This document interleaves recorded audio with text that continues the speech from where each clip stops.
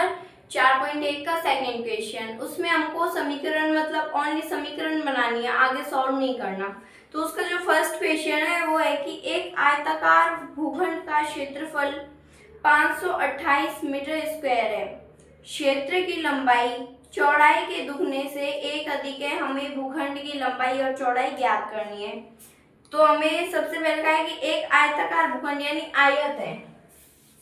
ये मान लीजिए यहाँ पे हम एक आयत बना देते हैं, ठीक, कच्चा चित्र है।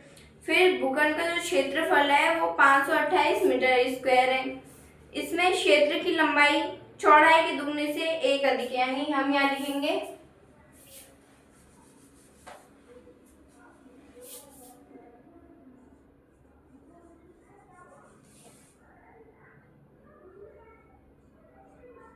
माना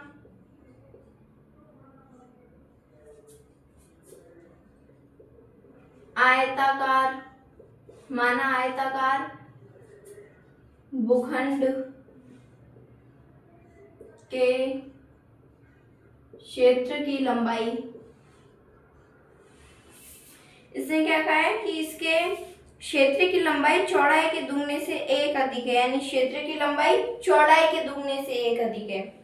तो हम यहाँ पे क्षेत्र की लंबाई की जगह लेंगे क्षेत्र की चौड़ाई, चौड़ाई बराबर x मान लेंगे।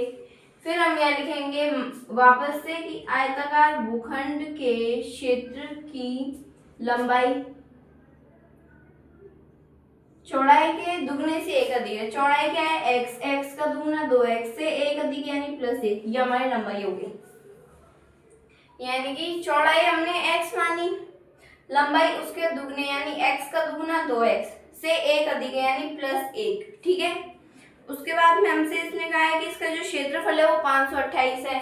तो आयत का क्षेत्रफल ज्ञात करने का सूत्र होता है लंबाई इंटू चौड़ाई। तो यहाँ पे हम लिख देंगे यह कोष्टक में आयत का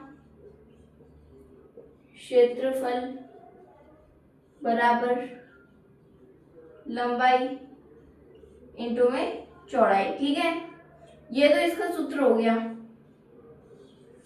तो अब इसे हम सॉल्व करते हैं। x इंटू में 2x + 1, तो इसको हम सॉल्व करेंगे तो यहाँ पे आएगा 2x² + x, ये आ गया।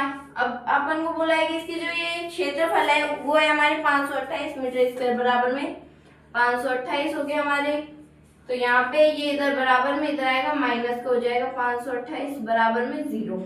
अब ये हमारे द्विघात समीकरण बन गया। तो बस ये यहाँ तक ही होगा, आगे सॉल्व नहीं करना है, क्वेश्चन ने बोला है।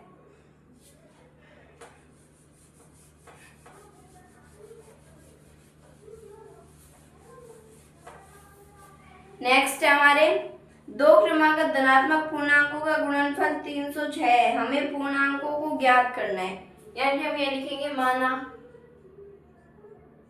प्रथम धन यानी कि धनात्मक प्लस में चल रहे, माइनस में आएगा ही नहीं। तो प्रथम धन पूर्णांक बराबर x। अब क्रमागत है यानी क्रम से चल रहे 1 2 3, तो ऐसे थोड़ी लिखेंगे ये x है तो इसको मान लेंगे 2x, ऐसे नहीं होगा। x + 1 यानी एक में एक जोड़ेंगे तो 2, 2 में एक जोड़ेंगे 3, ऐसे तो x + 1 हमारा दूसरा धनात्मक पूर्णांक आ जाएगा। तो यहाँ पे लिखेंगे दूसरा धन पूर्णांक बराबर में x + 1। अब इसने कहा है कि इनका गुणनफल 306 है, यानी कि यहाँ पे हम लिख देंगे शर्त के अनुसार, शर्त के अनुसार लिख दिया। अब यहाँ गुणा करते हैं इनको x कोष्टक में x + 1, ये हमने गुणा कर दिया। इनका जो गुणनफल है वो है हमारे 306, तो ये हमने 306 लिख दिया। अब x को x से गुणा कराएंगे x², x को 1 से गुणा कराएंगे तो +x, अभी -306 हो जाएगा। ये हमारे द्विघात समीकरण बन गया, आगे सॉल्व नहीं करना है, ठीक है।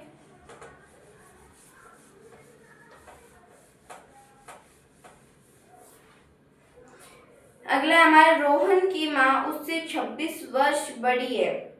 उनकी आयु का गुणनफल अब से 3 वर्ष पश्चात 360 हो जाएगा। हमें रोहन की वर्तमान आयु ज्ञात करनी है। यानी कि रोहन की माँ उससे 26 वर्ष बड़ी है, तो हम लिखेंगे माना रोहन की वर्तमान आयु बराबर x। तो यहाँ पे लिखेंगे रोहन की माँ की वर्तमान आयु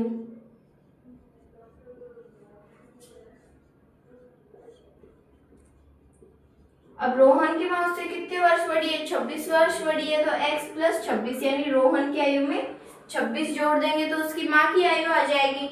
उसके बाद में उनकी आयु का गुणनफल अब से 3 वर्ष पश्चात पूर्व यानी पहले, पश्चात मतलब बाद में, यानी इनमें जोड़ देंगे 3 वर्ष पश्चात। ठीक है, तो अब हम 3 वर्ष पश्चात देखते हैं। रोहन की आयु कितनी हो जाएगी? x प्लस 3, इसमें 3 वर्ष बाद है इसलिए। और रोहन की माँ की आयु, रोहन की माँ की आयु अब इसमें भी 3 जोड़ देंगे हम, तो इसकी माँ की आयु आ जाएगी x प्लस 29। ये हो गया। अब इसने कहा है 3 वर्ष पश्चात इनका जो गुणनफल है वो 360 हो जाएगा। ये इनका गुणनफल करेंगे x प्लस 3 और x प्लस 29, हमारे कितना हो जाएगा? 360 हो जाएगा। ठीक है, अब गुणा कराते हैं x को x से, x स्क्वायर, x को 29 से तो 29x, फिर 3x, उसके बाद में हमारे आ जाएगा 29 को 3 से गुणा कराएंगे तो 87 आएगा, 360। ठीक है, अब हम इसको सॉल्व करते हैं। x स्क्वायर का x स्क्वायर रहेगा, 29x और 3x को हम जोड़ेंगे तो हमारे हो जाएगा 32x प्लस, अब ये इधर प्लस में इधर आएगा माइनस में, तो माइनस का 360 बराबर में 0। ठीक है, अब हम क्या करेंगे? इसको आगे सॉल्व करते हैं, इनको माइनस करते हैं, इनको घटाएंगे तो x स्क्वायर प्लस 32x। अब इसको हम घटा देते हैं, तो अब इसको हम जैसे माइनस करेंगे तो माइनस करने पे आएगा हमारे माइनस का 273 बराबर में 0।